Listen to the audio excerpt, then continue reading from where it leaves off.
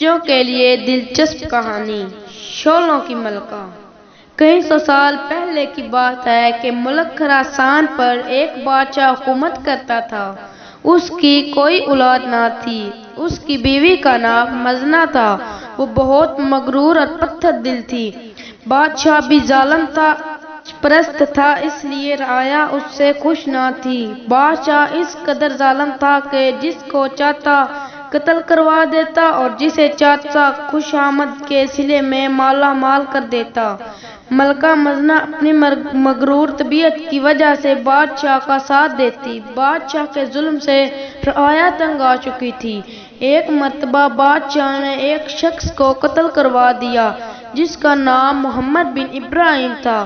ظلم کی انتہا یہ کہ مرنے کے بعد اس کی لاش کو زمین پر سڑنے کے لیے چھوڑ دیا تاکہ عوام میں اس کی دہشت اور خوف و ہراس پیدا ہو۔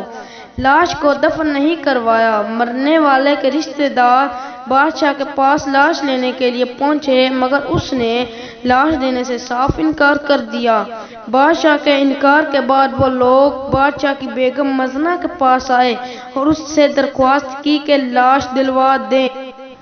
آنے والوں میں ایک خضران بھی تھی جو محمد بن ابراہیم کی رشتہ دار تھی۔ ملکہ نے مغرور ہونے کی وجہ سے خضران اور اس کے دکھ درد کو محسوس نہ کی۔ ان سب نے التجا کی مگر اس نے ان کی التجا کو ٹھکرا دیا۔ گالیاں دی، مارنے دوڑی اور بے عزتی کر کے محل سے نکال دیا۔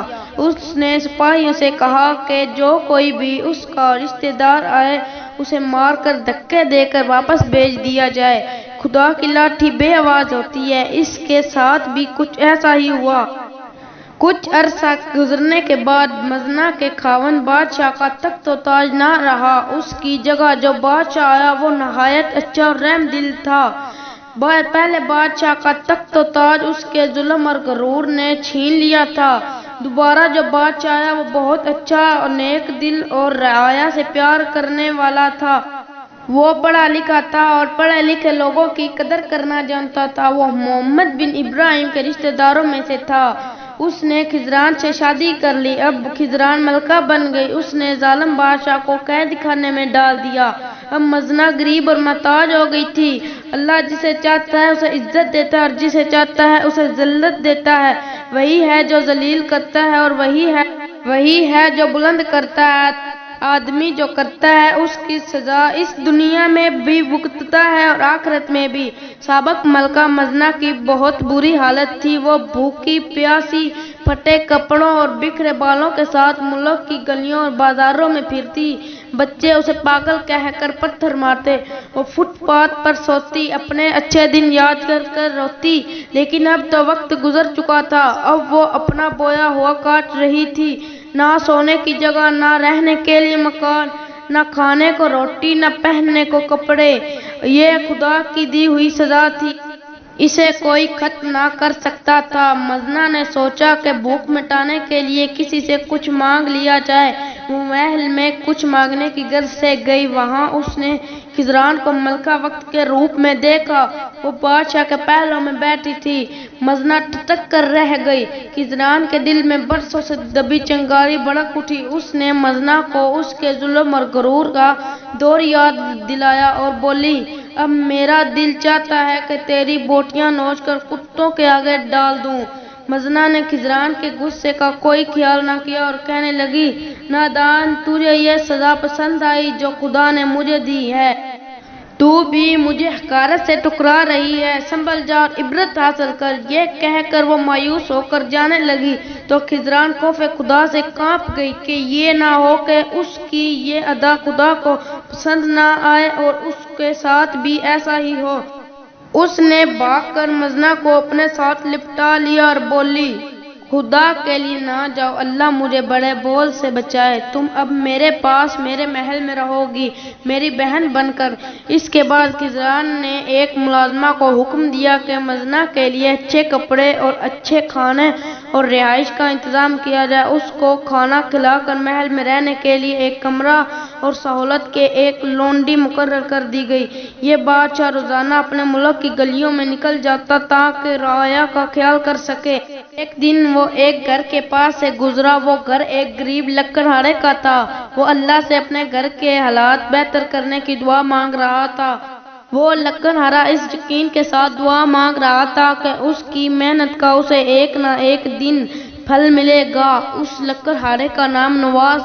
وہ اسی طرح روزانہ لکڑیاں کاٹتا، نماز پڑھ کر دعا مانگتا۔ اسے یقین تھا کہ ایک دن اس کے حالات ضرور سدھر جائیں گے۔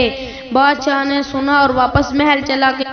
لکڑہارا ایک روز جنگل گیا۔ وہ لکڑیاں کاٹ رہا تھا۔ اس نے ایک بڑے درخت کو کلہاڑی ماری۔ ایک ہی کلہاڑی مارنے سے وہ درخت گر گیا۔ اس کی جڑوں والی زمین نرم اور بھربھری تھی۔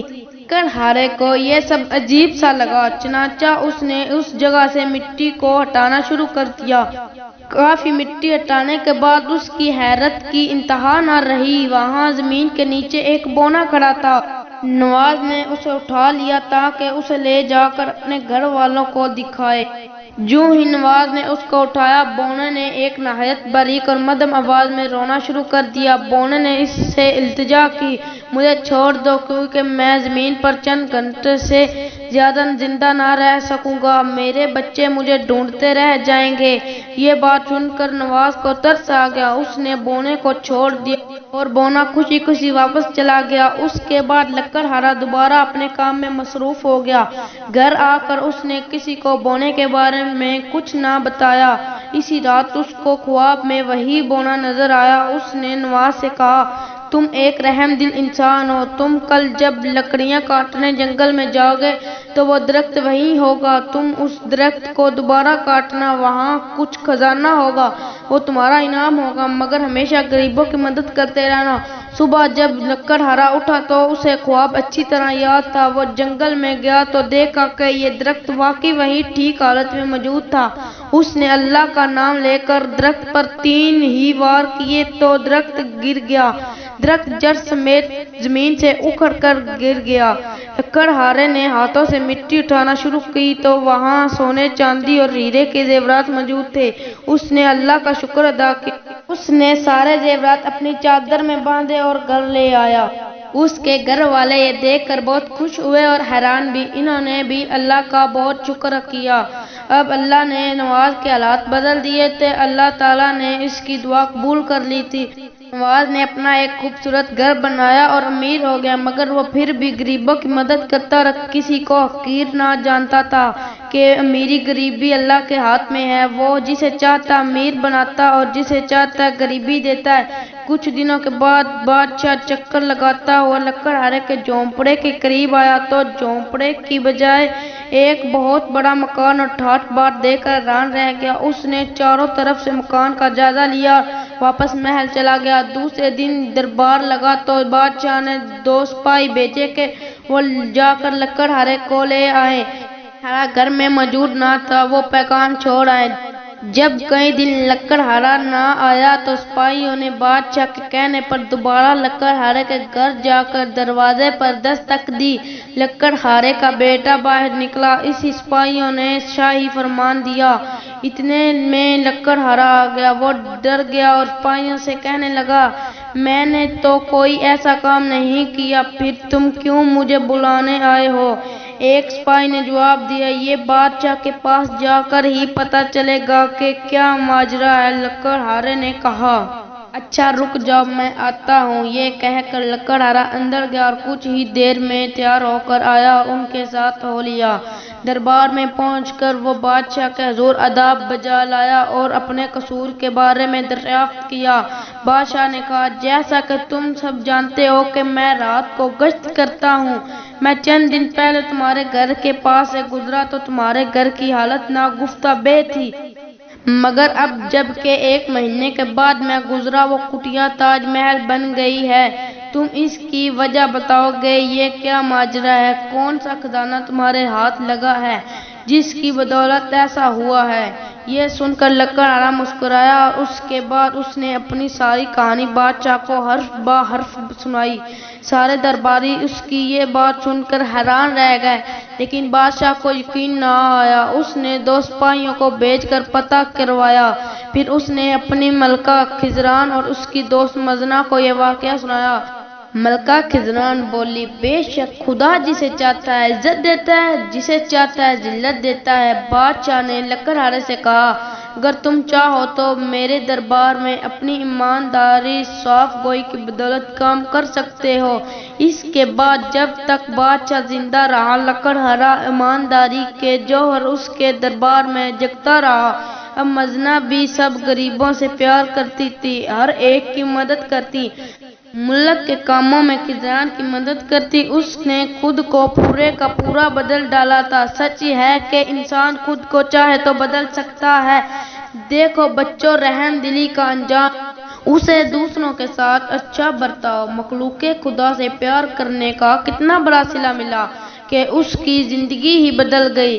اس لیے ہمیں چاہیے کہ دوسروں کی جہاں تک ہو سکے مدد کریں، تاکہ ہم بھی خدا سے اچھا صلہ مانگ سکے۔ بچوں، چھوٹی سے چھوٹی نیکی کرنے سے بھی گریز نہ کریں، کیونکہ انسان اپنی اصلاح چھوٹی سی چھوٹی نیکیوں سے ہی شروع کر سکتا ہے۔ ظلم آخر ظلم ہے، وہ جب چڑھتا ہے تو انسان کو دبا دیتا ہے۔ مزنہ کے غرور نے اس کی بادشاہت کا تختہ الٹ دیا اور خزران کے اچھے سلوک نے اسے فرش سے اٹھا کر عرش پر بٹھا دیا۔ ہر اچھے کام میں پہل کرنی چاہیے۔ چلو بچوں، اب یہ کہانی اختتام کو پہنچی۔ Please subscribe, follow and like me.